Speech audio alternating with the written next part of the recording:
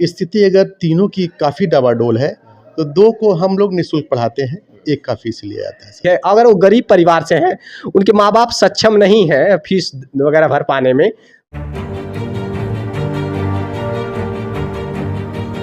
नमस्कार, मैं राजीव रंजन, आप स्टेट प्राइम न्यूज़ देख रहे हैं। अभी महाराजगंज जिले के पनेरा ब्लॉक के अंतर्गत एक ग्राम सभा है। डुमरा ग्राम सभा में एक विद्यालय है, माँ पार्वती देवी इंटरमीडिएट कॉलेज।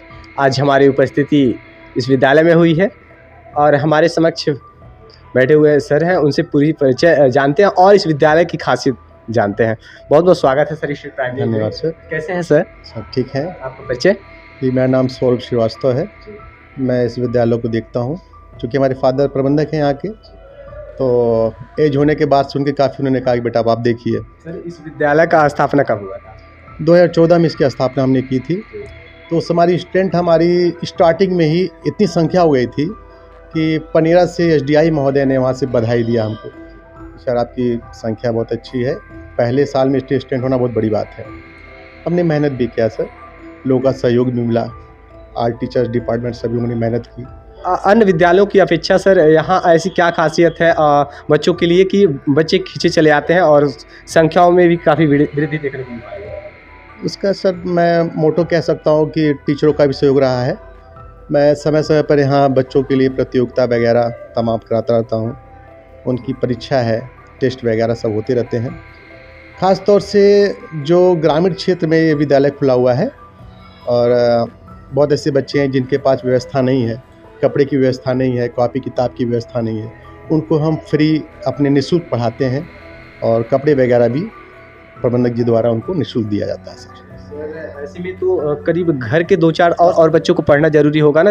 एक बच्चे को पीछे फीस जो फ्री हो रही है, बिल्कुल सर फ्री है। तो 2-4 बच्चों का यहाँ होना चाहिए ना एक घर के? हाँ बिल्कुल है, उस हिसाब से है सर। लेकिन उसके बाद भी अगर मान लीजिए घर से 3 बच्चे हैं, स्थिति अगर तीनों की काफ़ी डबाडोल है तो 2 को हम लोग निःशुल्क पढ़ाते हैं, 1 का फीस लिया जाता है सर। सर, बच्चों के लिए क्या कुछ सुविधाएं हैं इस विद्यालय में? बच्चों के लिए सर जैसा हमने बताया तमाम तरह की सुविधाएं दी जाती है कि बच्चे हमारे कैसे आगे बढ़ें, उनको यहाँ से हम बाहर तक ले जाते हैं। जैसे तमाम विद्यालय वाले प्रतियोगिता कराते हैं तो उनको हम आगे काफ़ी सेक्टर तक ले जाते हैं। जैसे कि अभी संत कबीरनगर से भी आए थे कुछ विद्यालय वाले, उन्होंने कहा कि हमको परीक्षा करानी है तो आप बच्चों को हाँ लेकर के आइए। तो बस वगैरह की सुविधा हम देते हैं, बच्चों को ले जाते हैं, उनका टेस्ट कराते हैं, जिससे बच्चों का सर्वांगीण विकास हो। उस तरह की हम कोशिश करते हैं सर। यहाँ फील्ड के लिए काफ़ी समस्याएं देखने को मिल पाई। फील्ड कहाँ है? जैसे सर फील्ड तो है हमारी बगल में, तो थोड़ा पानी की समस्या ये रहती है कि ग्रामीण क्षेत्र है और नदी का बेल्ट है, तो कभी कभी जब बाढ़ वगैरह आती है, बाढ़ तो हमेशा नहीं आती है, तो 5 साल में कभी वगैरह बाढ़ आ जाता है तो पानी आ जाता है, उससे दिक्कत आती है। तो बाकी समय तो सूखा रहता है, कोई दिक्कत नहीं, बच्चे वहाँ खेलते हैं। सर, उद्देश्य क्या है? जिस प्रकार से यहाँ विद्यालय का स्थापना हुआ और बच्चे हैं, अधिकतर संख्या में देख पा रहे हैं बच्चे हैं, भरे पड़े हैं क्लासरूम में, कहीं ना कहीं कुछ तो ऐसी खासियत है जो कहीं या तो फिर शिक्षा के क्षेत्र में अच्छी शिक्षा उन्हें मिल पा रही हो, तभी तो यहाँ मैं आपको बता देना चाहता हूँ, जहाँ जैसे कि पनेरा क्षेत्र में आसपास के तमाम नरकटहा या आसपास के यहाँ 8 से 10 किलोमीटर की दूरी से आसपास की जितने भी ग्राम सभा हैं, हर क्षेत्र से बच्चे यहाँ पर आते हैं। और यहाँ पास में ही 2 स्कूल हैं, 2 इंटरमीडिएट कॉलेज हैं, लेकिन दोनों स्कूलों की अगर बात की जाए तो बच्चे यहाँ पर भरे पड़े हैं। ये पिछड़ा क्षेत्र माना जाता है। ये महाराजगंज जिले का ऐसा पिछड़ा क्षेत्र है जहाँ पर अभी भी कहीं ना कहीं विकास बहुत कम ही है और बच्चे अशिक्षित हैं। तो ऐसे में एक विद्यालय ऐसा है, प्राइवेट विद्यालय भले ही है ये, लेकिन यहाँ पर माँ पार्वती देवी इंटरमीडिएट कॉलेज में ऐसे बच्चों को अवसर दिया जाता है, उनके सर्वांगीण विकास के लिए कार्य किया जाता है कि जिससे कि उनके मानसिक विकास हो और अगर वो प्रतिभावान है उनको हर क्षेत्र में, मतलब उनको जिस क्षेत्र में वो जाना चाहते हैं उसके लिए उनको बाकायदा तैयार किया जाता है। यहाँ से उनकी शिक्षा व्यवस्था के लिए यहाँ बाकायदा व्यवस्था की गई है। अगर वो गरीब परिवार से हैं, उनके माँ बाप सक्षम नहीं है फीस वगैरह भर पाने में, उसके लिए भी व्यवस्थाएं हैं यहाँ। ऐसा नहीं है कि अगर माँ बाप गरीब हैं, नहीं पढ़ा पा रहे हैं बच्चों को, प्राइवेट सेक्टर में नहीं पढ़ा पा रहे हैं, व्यवस्था है, मजबूरी है, उनके लिए भी व्यवस्थाएं की गई है यहाँ माँ पार्वती देवी इंटरमीडिएट कॉलेज में। आज हमारी उपस्थिति इस उद्देश्य से हुई है यहाँ कि हम बताना चाहते हैं कि एक ऐसा विद्यालय भी है यहाँ आजकल तमाम ऐसे विद्यालयों का, स्कूलों का स्थापना किया जाता है, जबकि व्यवसाय रूप ले लिया है। स्कूल आजकल प्राइवेट सेक्टर के जितने भी स्कूल हैं अधिकतर व्यवसाय, और लोग जो गार्जियन हैं, माता पिता हैं, पेरेंट्स हैं, वो परेशान हो जाते हैं फीस, ड्रेस और इस सबसे ज़्यादा परेशान होते हैं, प्रॉब्लम उठानी पड़ती है उनको फीस से।